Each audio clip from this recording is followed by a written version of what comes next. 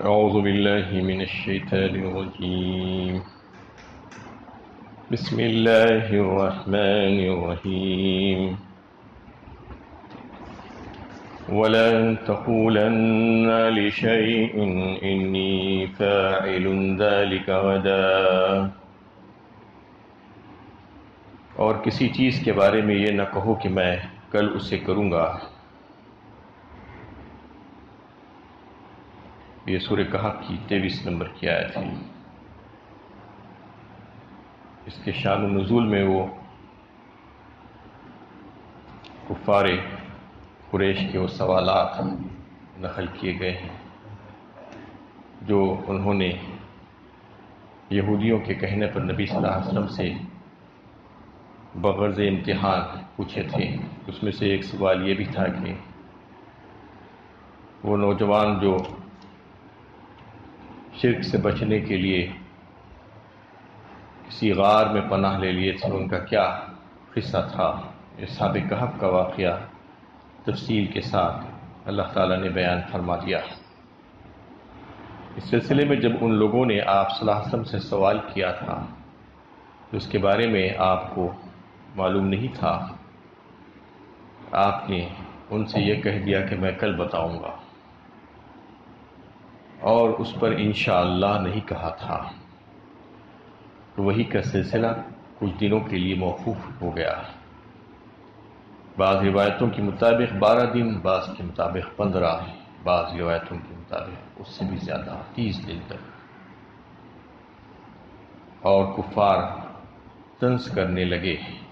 اس بات پر نبی صلی اللہ علیہ وسلم بھی اس سلسلے میں پریشان رہے۔ پھر حضرت جبرائیل امین حاضر ہوئے وہی لے کر، اور پھر سب سے پہلے یہ آیت بھیجی گئی۔ اس میں نبی کریم صلی اللہ علیہ وسلم اور آپ کی امت کو تعلیم دی گئی ہے کہ کسی کام کا بعد میں جو مستقبل میں آنے والا ہے اس کے سلسلے میں ارادہ کریں، قصد کریں، تو اس میں ایک کلمہ انشاءاللہ ملا لیا کرو۔ یعنی مستقبل میں تم کسی کام کے کرنے کے سلسلے میں یہ قدرت نہیں رکھتے کہ واقعی میں تم وہ کام کر سکو گے بھی یا نہیں کر سکو گے، تمہاری زندگی بچے گی یا نہیں بچے گی، یا زندہ رہو گے تو واقعی میں تم اس کام کے کرنے کے قابل بھی رہو گے یا نہیں رہو گے، یہ تمہیں نہیں معلوم۔ اس لیے بتایا گیا ہے کہ اللہ تعالیٰ کی ذات پر بھروسہ کرتے ہوئے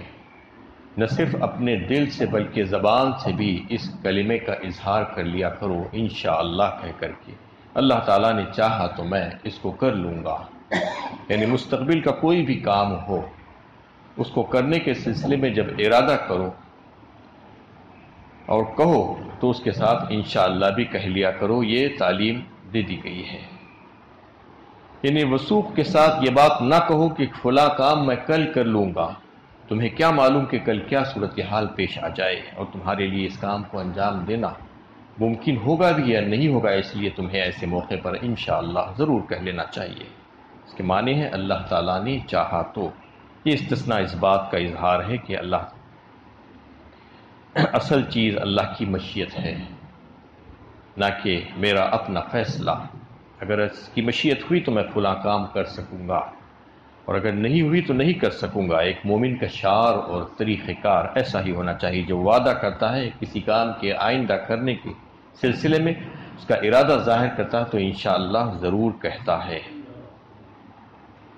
لیکن خدارا ایک بات کا لحاظ رکھیے کہ آج لوگ انشاءاللہ اس وقت کہتے ہیں جب کسی کام کا کرنے کا ارادہ ہی نہ ہو، یعنی جب یہ سوچ رہے ہیں کہ میں یہ کام نہیں کر سکتا اور نہیں کروں گا، تو لوگوں کو بہلانے کے لیے اور ان کو اطمینان دلانے کے لیے کہہ دیتے ہیں کہ انشاءاللہ میں کروں گا۔ یہ کہنا بہت بڑا گناہ ہے، کیونکہ آپ دل میں ارادہ ہی نہیں رکھتے ہیں وہ کام کرنے کا، تو پھر انشاءاللہ کیسے کہہ سکتے ہیں؟ اللہ کو بیچ میں لا کر ایک بڑا جھوٹ بول رہے ہیں۔ اس سے اپنے آپ کو بچانا چاہیے۔ کوئی کام اب اگر نہیں کر سکتے، نہیں کرنا چاہتے ہیں، تو لوگوں کے پریشر میں آنے کی کوئی ضرورت نہیں ہے۔ آپ صاف صاف ان سے کہہ دیں کہ میں یہ کام نہیں کر سکتا، یہ نہ کہیں کہ انشاءاللہ کروں گا۔ جبکہ آپ نہیں کرنا چاہ رہے ہیں تو کہہ دینا چاہیے کہ میں نہیں کروں گا، یہ چیز ممکن نہیں ہے میرے لیے، اس بات کا لحاظ کرنا ضروری ہے، کیونکہ معاشرے میں یہ عام طور پر ایسا دیکھنے میں آتا ہے کہ کسی کام کو نہیں کرنا ہے، ٹالنا ہے، تو اس کو انشاءاللہ کہہ دیتے ہیں۔ ایسا نہیں ہے، بلکہ جس کام کو کرنا ہے، جس کا ارادہ ہے یقینی طور پر، اپنے طور پر تو یہ کر لیے ہیں ارادہ کہ میں یہ کام کروں گا، تو پھر اس کے بعد اللہ کی مدد چاہنا انشاءاللہ کہہ کر کے اللہ تعالیٰ نے اگر چاہا تو میں ضرور بضرور یہ کام کر لوں گا۔ یہ تو ہوئی آیت کی عمومی بات، عمومی پہلو، سلسلہ بیان کے لحاظ سے تو خاص پہلو نبی صلی اللہ علیہ وسلم کو ہدایت ہے، جیسا کہ ابھی میں نے آپ کے سامنے یہ بات رکھی کہ وہ سوالات کے جوابات کے سلسلے میں آپ صلی اللہ علیہ وسلم نے ان لوگوں سے کہا تھا کہ میں کل کہوں گا، تو نبی صلی اللہ علیہ وسلم کو ہدایت دی جا رہی ہے اس میں کہ اگر لوگ کوئی سوال کریں جس کا جواب وحی الہی پر موقوف ہو تو یہ نہ کہو کہ میں کل کہوں گا، کیونکہ پتہ نہیں کہ وحی آئے گی یا نہیں آئے گی۔ وہی اللہ تعالیٰ بھیجتے ہیں اور جب چاہتے ہیں بھیجتے ہیں، اس لیے اس کے ساتھ انشاءاللہ کہہ لیا کرو۔ اب پھر اگلی آیت میں کہا جا رہا ہے کہ اگر بھول چوک ہو گئی تو کیا کرنا چاہیے، کیونکہ انسان ہے، انشاءاللہ کہنا بھول بھی سکتا ہے۔ الا ان یشاء اللہ واذکر ربک اذا نسیت وقل عسى ان یہدینی ربی لاقرب من ھذا رشدا، مگر یہ کہ اللہ چاہے اگر تم بھول جاؤ تو اپنے رب کو یاد کرو اور کہو امید ہے میرا رب اس سے بھی زیادہ رشد کی طرف میری رہنمائی فرمائے گا۔ یعنی اگر تم انشاءاللہ کہنا بھول جاؤ تو تمہیں جب یاد آ جائے تو اسی وقت اپنے رب کو یاد کرو تاکہ جو بھول ہو گئی تھی اس کی تلافی ہو جائے، اور یہ اللہ کا ذکر کرو اس وقت، اور یہ امید رکھو کہ اللہ تعالیٰ تمہیں اس سے زیادہ بہتر رہنمائی عطا فرمائیں گے، رشد و ہدایت عطا فرمائیں گے۔ یعنی اصحاب کہف پر جس طرح اس نے رشد کی راہیں کھولی، امید ہے کہ اس سے بھی زیادہ رشد کی راہیں وہ مجھ پر کھولے گا۔ یہ جواب ہے ان مشرکین مکہ کو کہ تم نے ظلم و جبر کا طریقہ اختیار کیا اور وہی حالات پیدا کر دیے ہیں جو اصحاب کہف کے لیے ان کی قوم نے پیدا کر دیے تھے۔ یہ بالکل قصہ اس سے ملتا جلتا ہے کہ جیسا کہ مکے کے مسلمانوں کے ساتھ جو معاملہ کر رہے تھے، ویسا ہی معاملہ اصحاب کہف کے ساتھ ہوا تھا ان کی قوم کی طرف سے۔ ان کی قوم ان کو ستا رہی تھی، جینے دینا نہیں چاہ رہی تھی، ان کو سکون سے عبادت کرنے کا موقع نہیں دیتی تھی، تو وہ غار میں جا کر چھپ گئے تھے۔ ایسا ہی حال مکے کے مسلمانوں اور مظلوم مسلمانوں کا تھا کہ مکے کی قوم ان کو جو ہے کسی طرف چین سے بیٹھنے نہیں دیتی تھی۔ اس لیے کہا جا رہا ہے کہ میرا رب اس مرحلے میں میرے لیے اس سے بھی زیادہ کامیابی کی راہیں کھول دے گا۔ یہ اشارہ تھا اس بات کی طرف کہ ان قریب ہجرت کا معاملہ پیش آنے والا ہے۔ چنانچہ کچھ ہی دنوں بعد یہ مرحلہ سامنے آ گیا اور آپ غار سور میں پناہ لینے کے لیے مجبور ہو گئے، مگر غار میں آپ کو صرف 3 دن گزارنا پڑا، جبکہ اصحاب کہف 300 سال گزارے۔ اللہ تعالیٰ نے آپ صلی اللہ علیہ وسلم کو غار سور میں جو ہجرت کے راستے میں آپ نے پناہ لی تھی، صرف 3 دن وہاں پر رہے۔ اس کے بعد آپ مدینہ پہنچے تو کامیابی کی راہیں آپ پر کھول کر رکھ دی گئی۔ تو اس میں اس کی طرف اشارہ کیا گیا ہے کہ تم جو سوالات مجھ سے کر رہے ہو میری نبوت کی دلیل کے لیے کہ اس کی سچائی کو ماننے کے لیے، تو میرے پاس تو اللہ تعالیٰ نے ایسے بہت سے معجزے اور براہین اور دلائل مجھ کو دے کر بھیجے ہیں۔ اس میں سب سے بڑی دلیل اور سب سے بڑا معجزہ تو یہ قرآن کریم ہے جو اللہ تعالیٰ نے مجھ کو عطا فرمایا ہے۔ اس کلام سے تو لوگ عاجز ہیں، اس جیسی ایک صورت بھی لانے کے لیے جو ہے وہ ممکن نہیں ہے لوگوں کے لیے، جبکہ سب کو چیلنج کر دیا گیا ہے، لیکن کوئی اس چیلنج کو قبول نہیں کر سکتے۔ تو اس سے بڑا معجزہ اور کیا ہو سکتا ہے، اس سے بڑی دلیل میری نبوت کی سچائی کی اور کیا ہو سکتی ہے کہ تم مجھ سے دیگر سوالات کر رہے ہو۔ اگر تم قرآن میں غور و فکر کرو اور اس کو سمجھنے کی کوشش کرو یہ اللہ کا کلام کیسا معجزے کا کلام ہے، تو تم کو بات اچھی طریقے سے سمجھ میں آ سکتی ہے۔ وَلَبِثُوا فِي كَهْفِهِمْ 300 سِنِينَ وَازْدَادُوا تِسْعًا، اور وہ اپنے غار میں 300 سال رہے اور مزید 9 سال۔ اب اس کا جواب دے دیا گیا کہ لوگ جو اختلافات کر رہے تھے کہ اصحاب کہف کتنا عرصہ رہے غار میں، اللہ تعالیٰ نے کھول کر یہ بات بتلا دی۔ اس میں یہ فقرہ اس بات پر دلالت کرتا ہے کہ اوپر 309 سال کی مدت کا جو ذکر ہوا ہے وہ لوگوں کا قول ہے جسے اللہ تعالیٰ نے پیش کیا ہے، اور پچھلی آیت میں ان کی تعداد کے بارے میں جو اختلافات ہو رہے تھے ان کو اللہ تعالیٰ نے ختم کیا۔ بیچ میں ایک جملہ جو آیا تھا، جو آیت جیسا کہ وہ بھی اسی سے تعلق رکھتی تھی کہ انشاءاللہ کہنے کے متعلق، کہ اس قصے کے تعلق سے جب نبی صلی اللہ علیہ وسلم نے انشاءاللہ نہیں کہا تھا تو وہی کو روک کر آپ کو متنبہ کیا گیا اور خبردار کیا گیا، اور ساری امت کو بھی یہ بات بتا دی گئی کہ آئندہ مستقبل میں کوئی بھی کام کرنے کا ارادہ اور وعدہ کرو اور فیصلہ کرو تو انشاءاللہ ضرور کہنا۔ اس کے بعد سے پھر سے اصحاب کہف کے واقعات میں کا بالکل آخری جز پیش کیا جا رہا ہے کہ ان کی تعداد،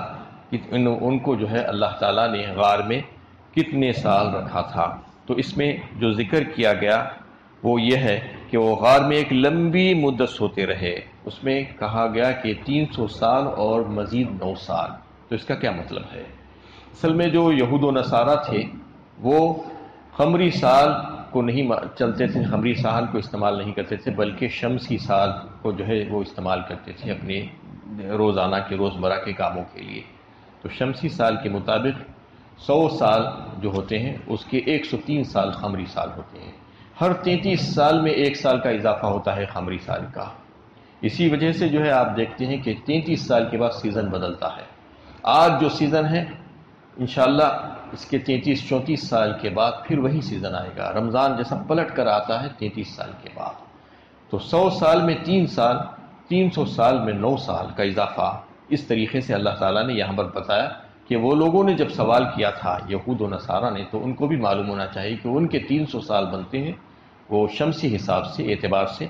اور قمری اعتبار سے جو اسلام کے سارے کام اور احکامات انجام دیے جاتے ہیں اس کے اعتبار سے 309 سال بنتے ہیں۔ اس کا تذکرہ اللہ تعالیٰ نے کیا کہ 300 پر 9 سال بتا دیا اس میں، یعنی یہ واضح کرنے کے لیے اسی قصے کے آغاز میں اللہ تعالیٰ نے یہ واضح فرما چکا ہے کہ وہ غار میں سالہا سال تک رہے، یعنی جو ایک طویل مدت میں غار میں سوتے پڑے رہے، اور اتنی بات سبق آموزی کے لیے، سبق حاصل کرنے کے لیے کافی ہے۔ اصحاب کہف کے تعلق سے بعض مفسرین نے کرامت کی بحث چھیڑ دی ہے، جہاں تک اس بات کا تعلق ہے کبھی اللہ تعالیٰ اپنے نیک بندوں کے ذریعے کسی غیر معمولی کام، خرق عادت جسے کہا جاتا ہے، اس کو ظہور میں لاتے ہیں۔ یہ ایک حقیقت ہے جس کی مثال اصحاب کہف کا واقعہ ہے، اور حضرت مریم کا واقعہ بھی ایسا ہی ہے۔ یہ واقعات اللہ تعالیٰ نے کے کمال قدرت کی دلیل ہے۔ ایسے واقعات اللہ تعالیٰ اپنے نیک بندوں کے ہاتھوں پر ظاہر فرماتے ہیں۔ انبیاء علیہ السلام کے ہاتھوں پر جو خرق عادت کام ظاہر ہوتے ہیں اس کو معجزہ کہا جاتا ہے، اور غیر انبیاء جو ہوتے ہیں ان کے ہاتھوں پر، جو الامت کے صالحین نیک بندے اللہ تعالیٰ کے جو ہوتے ہیں ان کے ہاتھوں پر جو کمالات ظاہر ہوتے ہیں اللہ تعالیٰ کے،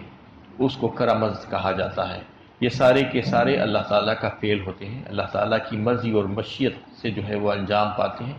اس میں جس انسان کے ہاتھ پر جو ہے جو چیز ظاہر ہو رہی ہے اس میں اس کا ذاتی کمال نہیں ہوتا ہے، یہ بات سمجھ لینا چاہیے، اور اس کے اختیار میں بھی یہ بات نہیں ہوتی ہے۔ اور اس بات کا ثبوت ہے کہ کائنات پر اسی کی حکومت ہے جب وہ چاہے قوانین طبعی میں تبدیلی لا سکتا ہے۔ رہی وہ شخصیتیں جن کے ذریعے سے اللہ تعالیٰ کسی غیر معمولی واقعے کو ظہور میں لاتا ہے تو یہ واقعات ان کے نیک ہونے کی علامت ضرور ہے، لیکن جس کی بنا پر ان کو ایک کرامت یعنی اعزاز بخشا گیا ہے، لیکن ان واقعات کو ظہور میں لانے میں ان کا اپنا کوئی دخل نہیں ہے، یعنی وہ اس معاملے میں بالکل بے اختیار ہے، کوئی کرامت و دعوے کے ساتھ نہیں کہہ سکتے۔ جبکہ ایک رسول اللہ کے اذن سے دعوے کے ساتھ معجزہ دکھاتا ہے۔ معجزے بھی 2 طرح کے ہوتے ہیں، ایک معجزہ وہ ہوتا ہے جو رسولوں کو دے کر بھیجا جاتا ہے کہ لوگوں کو دکھلائیں وہ معجزات، اور کچھ معجزات وہ ہوتے ہیں جو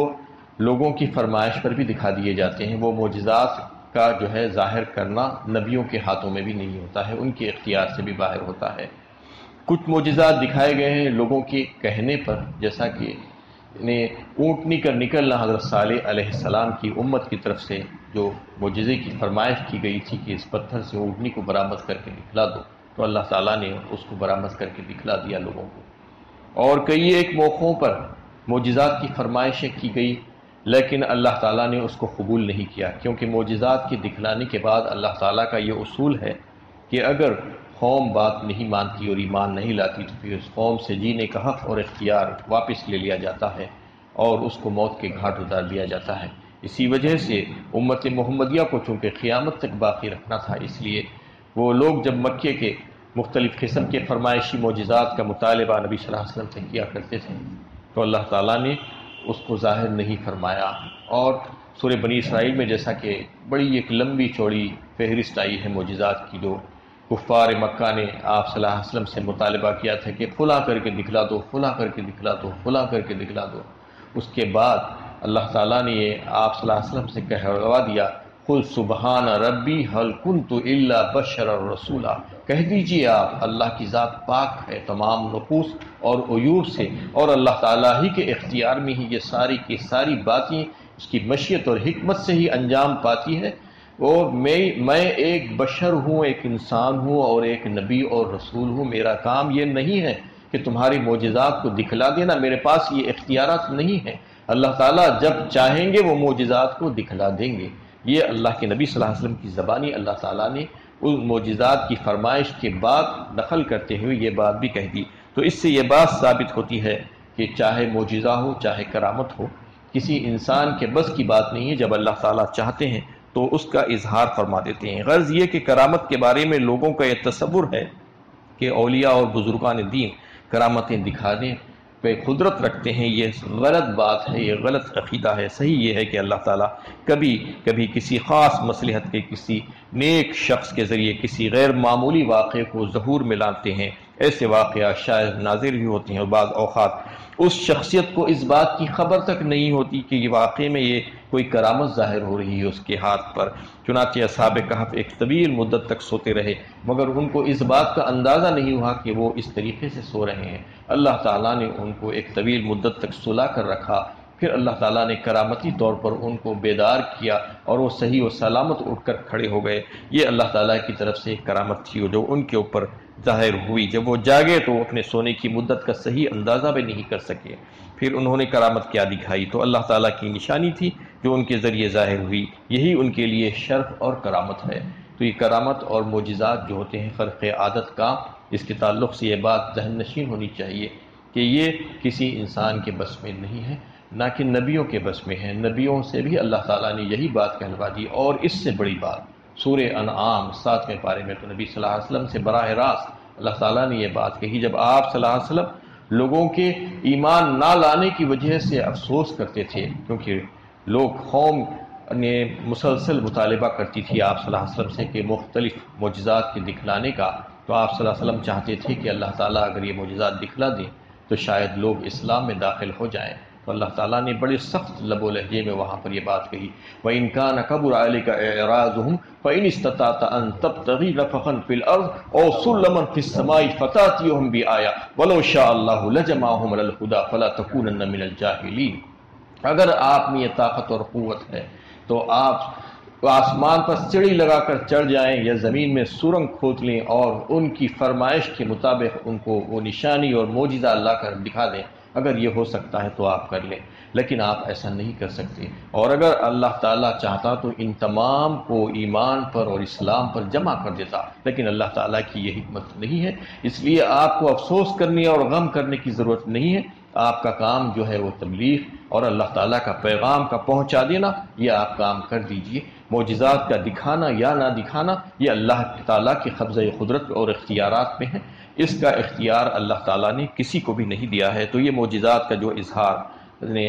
اصحاب کہف کے ہاتھوں پر ہوا تو اس کے تعلق سے بھی یہ بات واضح کر دی گئی، کیونکہ لوگ عام طور پر یہ سمجھتے ہیں کہ معجزہ کسی کے ہاتھ پر ظاہر ہو جائے تو پھر وہ بڑا کمالات والا انسان ہے، تو اس کے پیچھے پڑ جانا اور اس کی عبادت کرنا، اس سے مانگنا، اس سے نفع نقصان کا مالک سمجھنا، اس کو یہ بالکل غلط عقیدہ ہے، کیونکہ معجزے کا اظہار اللہ تعالیٰ کی طرف سے ہوتا ہے۔ کسی کے ہاتھوں پر کرامت کا اظہار ہو جائے تو یہ اللہ تعالیٰ کی طرف سے ہے۔ ایسا نہیں سمجھنا چاہیے کہ اس کے بعد وہ نفع نقصان کا مالک ہو گیا ہے، کیونکہ معجزات تو نبیوں کے ہاتھوں پر جو ہے ظاہر ہوئے ہیں، یہ تو بالکل بات طے ہے۔ جو ولیوں کے ہاتھوں پر جو کرامتیں ظاہر ہوئی وہ تو نہیں معلوم۔ بہت سی ایسی کرامتوں کا اظہار لوگ کرتے ہیں جو جھوٹی کرامتوں کی باتیں کرتے ہیں۔ نبیوں کے ہاتھوں پر تو معجزات ہوئے ہیں، تو اگر ایسا ہوتا کہ معجزات کے ظاہر ہونے کے بعد یا کرامت کے ظاہر ہونے کے بعد وہ نفع نقصان کے مالک بن جاتے ہیں تو پھر نبیوں کی خبروں پر جا کر سجدہ کرنا شروع کر دو۔ اگر ایسا ہے، ایسا بالکل نہیں ہے، جبکہ نبی صلی اللہ علیہ وسلم نے پچھلے ہی آیت میں یہ بات بتائی تھی اور حدیث کے ذریعے سے یہ بات واضح ہوئی تھی کہ یہود و نصارہ پر لعنت فرمائی آپ صلی اللہ علیہ وسلم نے کہ وہ اپنے نبیوں کی خبروں کو جو ہے مسجدیں بنا لیے تھے اور عبادت گاہیں بنا لیے تھے اور ان پر سجدہ کرتے تھے۔ تو یہ کہہ دیا گیا، اس کو واضح کر دیا گیا کہ کرامت ہو یا معجزہ ہو، یہ اللہ تعالیٰ کا فعل ہے۔ اللہ تعالیٰ جب چاہے اس کا اظہار کر دیتے ہیں، اس کے تعلق سے کوئی غلط عقیدہ نہیں رکھنا چاہیے، اور جو بھی غلط عقائد لوگ دل میں رکھ رہے ہیں اللہ تعالیٰ ان کو ہدایت سے نوازے۔ اللہ تعالیٰ سے دعا ہے کہ اللہ تعالیٰ ہمیں صحیح علم و عمل کی توفیق عطا فرمائے۔